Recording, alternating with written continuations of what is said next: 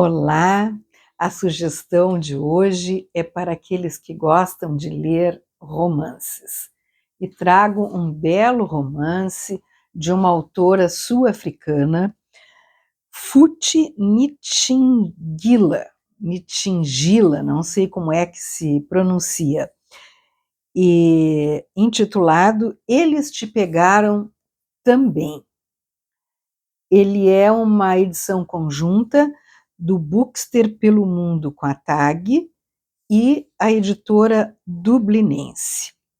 E esse é o primeiro romance sul-africano que eu leio, escrito por uma autora negra. Eu já havia lido Coetzee, que é um autor sul-africano, mas ele é branco, e aqui nós temos então uma autora negra. Qual a importância disso? Bem, esse livro vai contar uma história que acontece na África do Sul pós-apartheid. Portanto, a visão de uma autora negra eu reputo como sendo muito importante.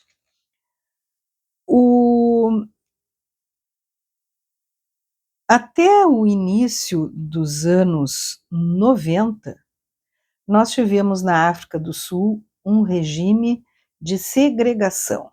E aqui estou consultando as notas que eu tomei no decorrer da leitura e depois dela. Esse regime de segregação era um regime onde tínhamos uma minoria branca dominando todas as instâncias do país. E é justamente uma história que se passa pós esse tempo, mas refletindo sobre esse tempo, que vai ser contada aqui. E esse problema do apartheid é que, na verdade, o racismo ele foi materializado na legislação e nas instituições.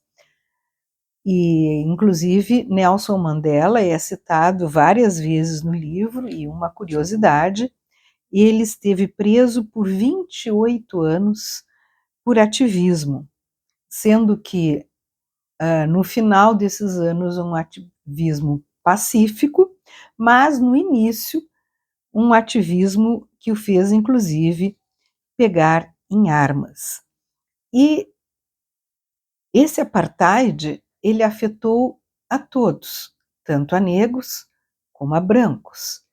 E, uma vez terminado o apartheid, as situações vividas tanto por negros como brancos, que foram por ele afetados, acabam aparecendo. Bem, só que uma coisa interessante do livro é que ela coloca essa segregação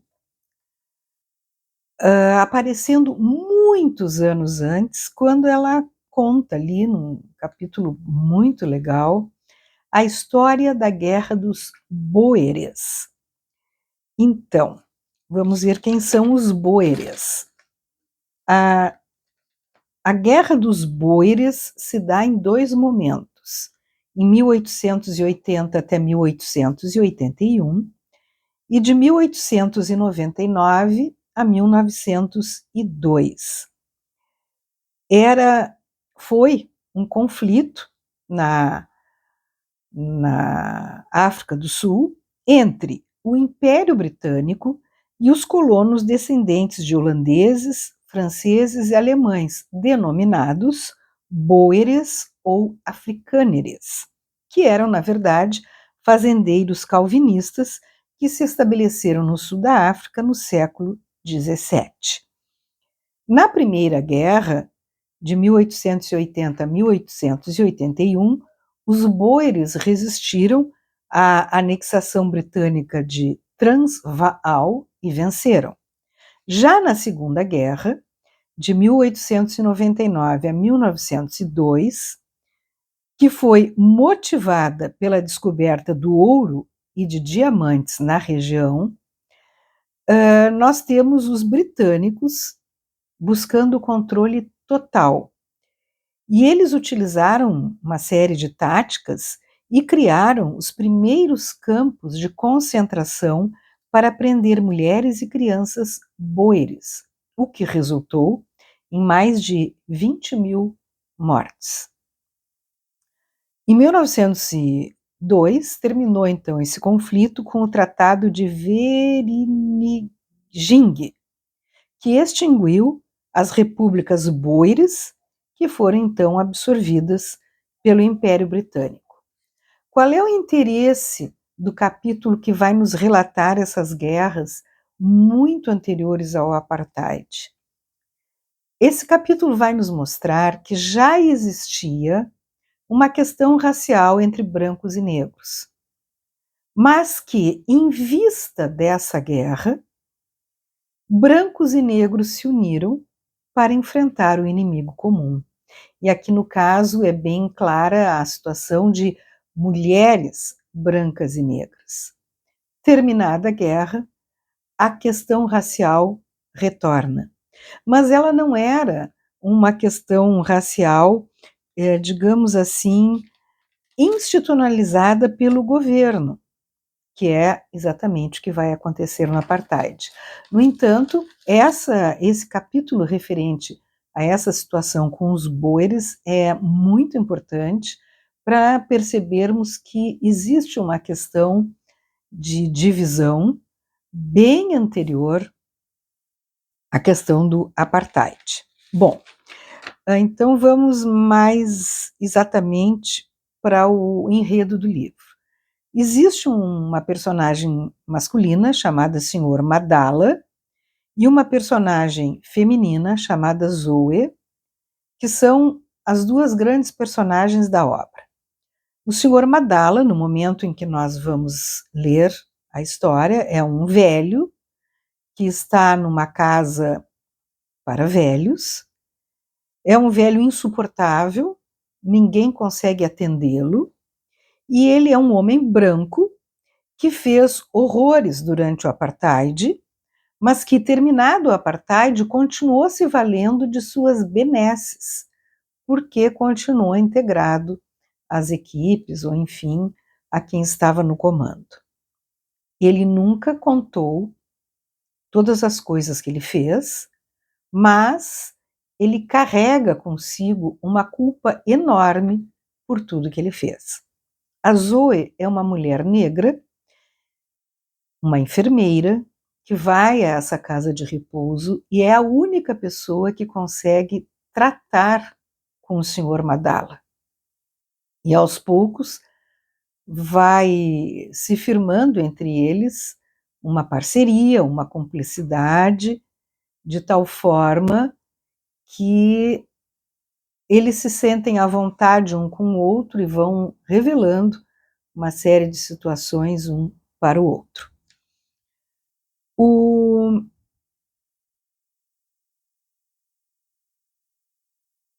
O que nós vemos ali, que é muito interessante também, é que esse senhor Madala, que fez horrores na época do apartheid, na verdade, quando criança, tinha sido criado por uma negra, a Cristina, porque sua mãe havia morrido e a Cristina o criava. E a Cristina era muito bem aceita pela avó e pelo pai do senhor Madala. E o senhor Madala tinha adoração pela Cristina. Com o tempo, ele então foi se distanciando dela.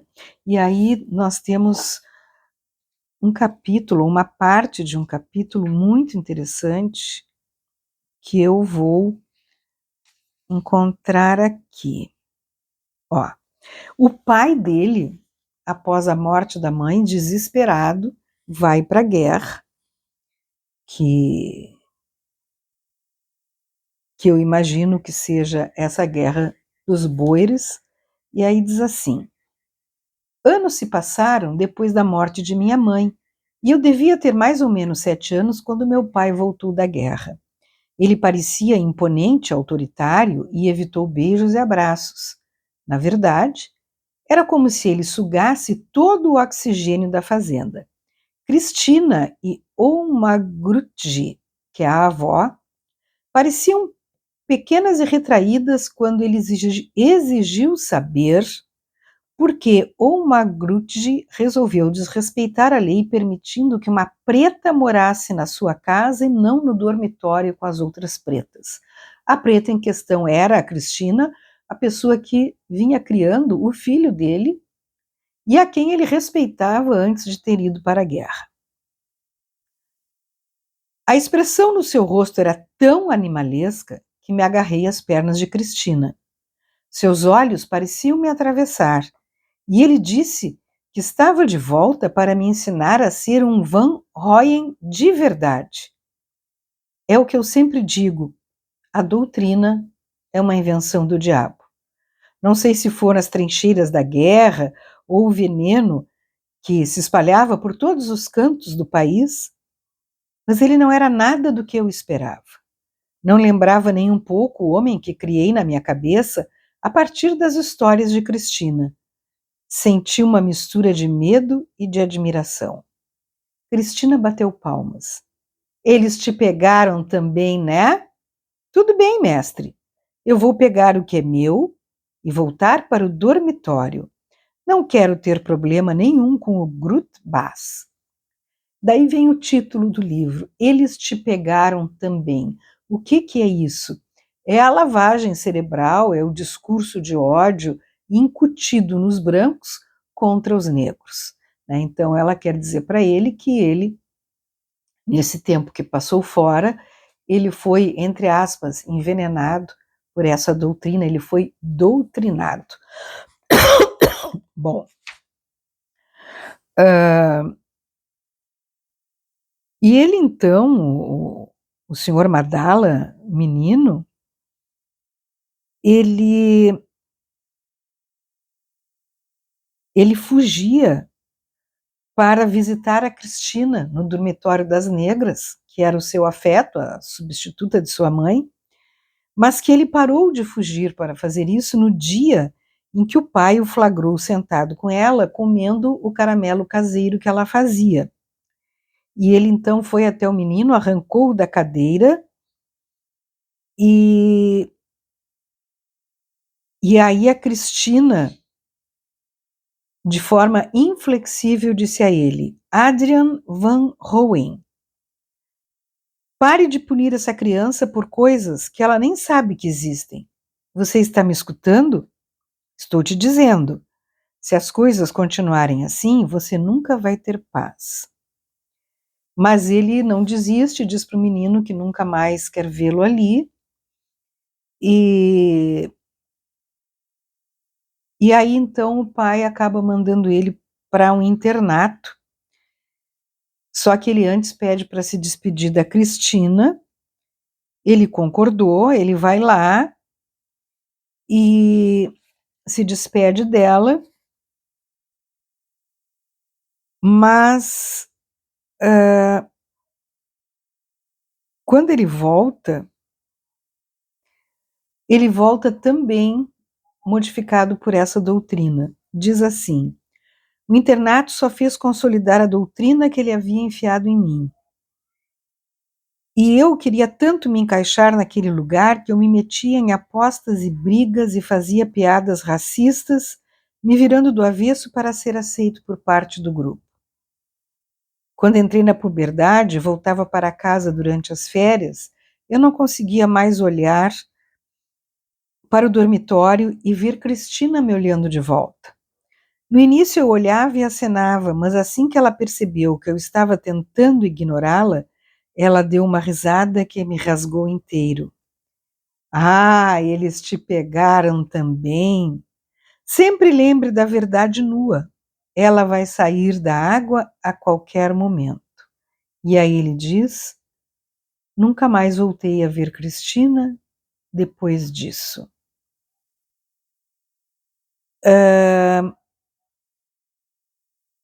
O que é lembre da verdade nua? Um pouco antes dessas páginas, isso que eu li está na 152. Na 147, tem uma história sobre um quadro que era a verdade saindo do poço armada de seu chicote para castigar a humanidade. A Cristina dizia que ia se lembrar da história por trás da pintura até o dia em que fosse enterrada a 7 palmos do chão. E a história era a seguinte: a verdade e a mentira estavam conversando sobre amenidades, mas a verdade não confiava na mentira. Quando ela disse que o dia estava bonito, a verdade olhou para o céu para confirmar. Quando a mentira botou a mão na fonte e disse que a água estava ótima para dar um mergulho, a verdade também botou a mão na água para confirmar. E sim, de fato, a água estava ótima para dar um mergulho. E ela então tirou suas roupas e pulou na fonte junto com a mentira. Mas assim que a verdade se acomodou na água e começou a brincar, a mentira pulou para fora da fonte e pegou as roupas das duas. Ela vestiu essas roupas e saiu andando, fingindo ser a verdade.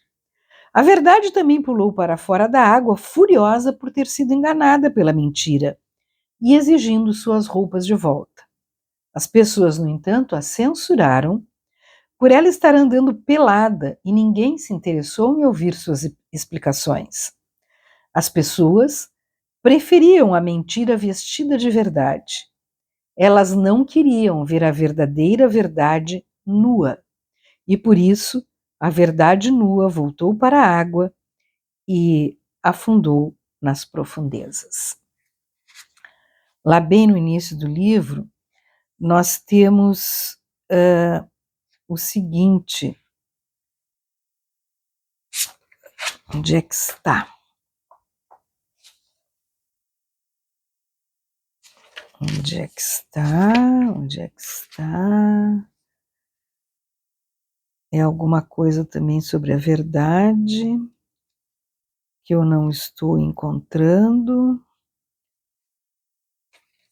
Bom, quando eu achar, se eu achar, eu volto aqui para falar.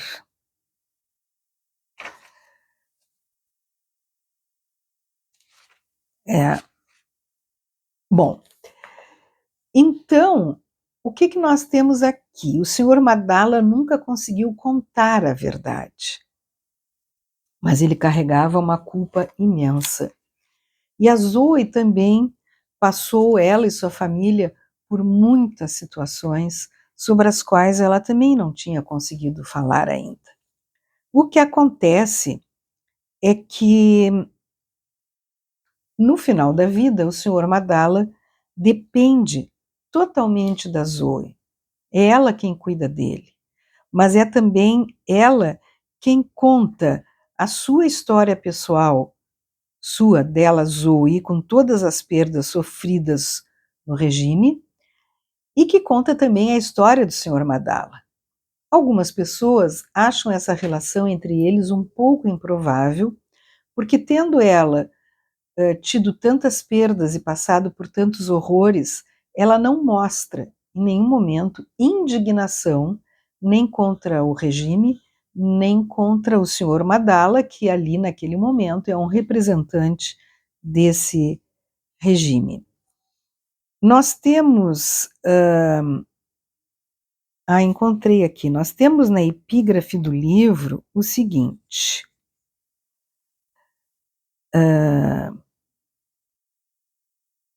eu escutei todos vocês, obrigada por me confiarem suas histórias.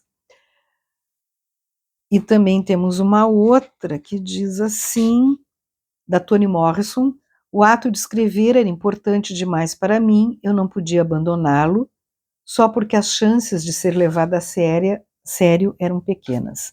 Então, ela estaria nos dizendo com essas duas falas,